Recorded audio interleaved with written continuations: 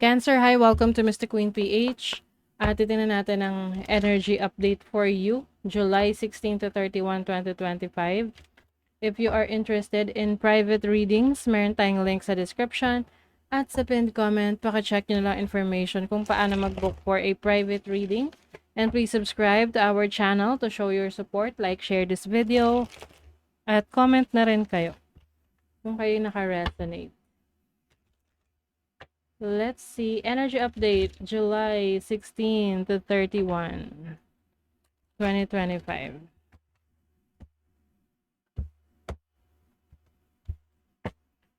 Overall energy, possible challenge, opportunity, and the blessing. Uy, blessing in disguise. Oo, it's time to let go of the things that are no longer serving you. Bottom of the deck, uy, freedom. Ayan. Malaya ka na, Cancer. So, ikaw ay bukas sa mga bagong experiences. You have the Eight of Swords, the Sun. Wow. Finally, no, meron ka ng lakas ng loob na gawin yung bagay na gusto mo. Kasi, yung iba sa inyo, maaring you've been, may mga times na parang namomroblema ka sa sarili mo dahil hindi ganun kalakas yung loob mo. Or parang feeling mo may nag-fail, may failure ka sa buhay. But I see you na you are stepping into your own power, especially in your career, your craft, your business, your finances. Ikaw na yung may control niyan ngayon. You are moving to a new direction. You are stronger than ever. Yes.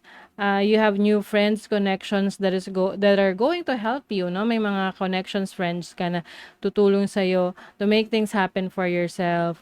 The sun is also about illumination. So, naliliwanagan ka na sa mga bagay na magulo sa isip mo, lalo na kung may mga decision kang gagawin.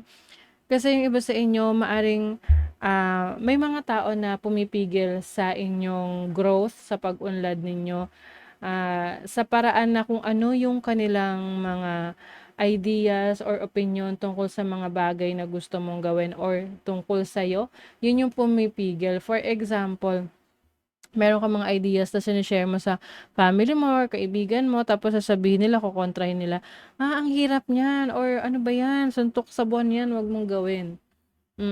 Pero naniniwala ka sa sarili mo na kaya mong gawin. 'Di ba? Pero dahil sa mga comments nila, sa mga advice nila, napipigilan ka. But now you are setting yourself free.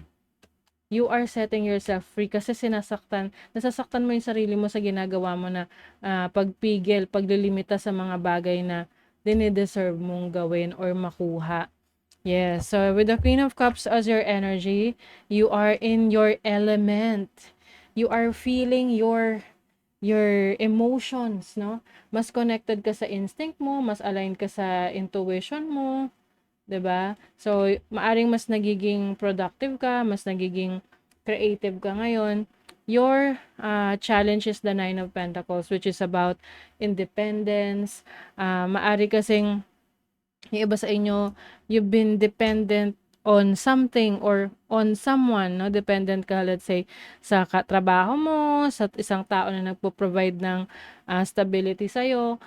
Kaya parang natatakot ka na gawin yung bagay on your own, yung mga plano mo, yung mga pangarap mo on your own, na akala mo hindi mo kaya, but actually kayang-kaya mo. Okay? So, yung mga bagay na pumipigil sa'yo, yun yung i-let go mo na ngayon. With the Ten of Pentacles as your opportunity, you have the opportunity to be financially stable, successful sa career, successful sa family life, successful na makamit yung mga pangarap mo. Meron ka lang kailangang i-let go, that is something or anything that is no longer serving you.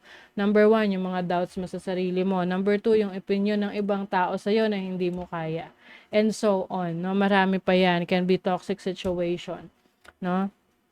So, now is the time to step into your own power, Cancer. Let's see the energy of your money, career, finances. Money, career, finances. Ooh, Ace of Cups.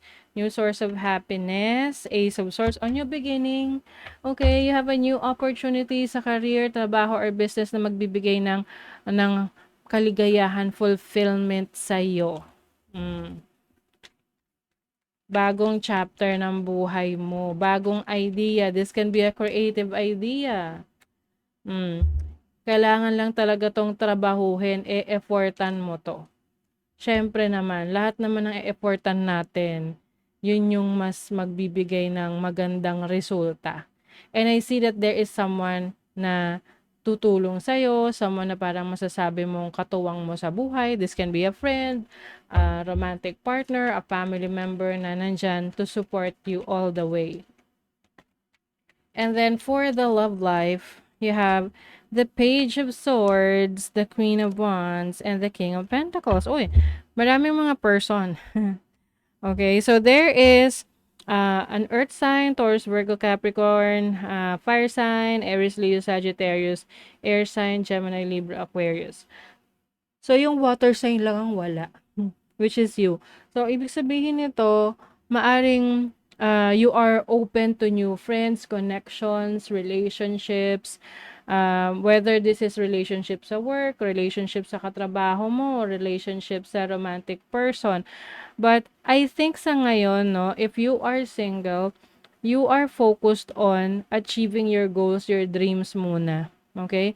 Hindi ka pa ganun ka ready for a romantic connection kasi wala yung feelings pa rito, no? Wala yung cups. It's more on practical connections. So, pwedeng yung iba sa inyo, mas isi-strengthen nyo yung connection nyo sa trabaho, network ninyo, sa mga passion, creative work ninyo, and also yung studies, pag-aaral, yung mga taong nagbibigay sa inyo ng magandang ideas or inspiration. Yan. So, mas yun yung patitibayin mong connection. If you are already in a relationship, I think mas magfo-focus kayo ngayon sa growth ng inyong finances, growth ng individual growth ninyo. Like, susuportahan nyo yung ganap ng iyong partner or ng tao na importante sa buhay mo. Can be your friends or your parents, your children, or anyone na merong significant relationship sa iyo. Let's see what else. You have the Scarab. Scarab is about second chances. This is also rebirth. A new version of yourself is emerging. It's bagong ikaw, version 2.0. You are also healing from your past, healing from the betrayal from other people or yung disappointments sa ibang tao. You have the Spider. The Spider is about trust. So ngayon, mas nagtitiwala ka sa iyong sariling kakayanan. You are healing. You are a work in progress. So maaring iba sa inyo, meron kayong mga projects na nasimulan na ninyo. This can be personal projects, sa career, sa relationship. You also have the Pegasus. Pegasus is, this is about freedom, no? Like what I've mentioned sa inyo kanina, you want to free yourself. Gusto mong umalis sa isang sitwasyon that is no longer serving you at mag-focus doon sa mga bagay na gusto mong magawa na may mga tao dati na pumipigil sa'yo na gawin yan. So, Pegasus is about triumph. This is about infinite potentials. So, ngayon, bukas ka sa marami pang oportunidad na nasa harapan mo at pwede mo pang ma-experience. Okay? Situations in the balance that require careful handling. So, some of you are balancing your situation. Syempre, hindi naman laging, kumbaga parang doon lang lahat yung attention mo. Syempre, pag isa lang yung attention mo, yung iba magsasuffer. So, you have to balance your energies. Warning you of a problem either now or in the near future. So, I think yan yung isa sa potential problems na kailangan pag meron kang let's say may bagong gusto kang simulan, hindi naman porket yun yung nagpapa-excite sa'yo, nandun lahat ng energy mo, nakakaligtaan mo na yung ibang importante rin sa'yo. Kasi siyempre mawawalan ka ng balance dahil dun ka lang naka-focus. So, this is a reminder para sa'yo na, ayusin yung, iyong management skills, yung organizational skills mo para lahat mabigyan mo ng sapat na atensyon, okay? You can make it through. Your higher self is always guiding you. Yes. Yes na yes. What wisdom does your higher self have for you? So, this is about the messages na nare-receive mo, na nararamdaman mo na that is best for you na gawin.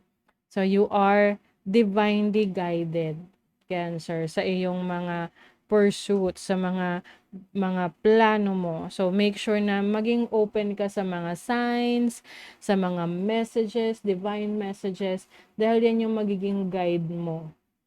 Okay? So, that is your reading, Cancer. Thank you so much. See you again.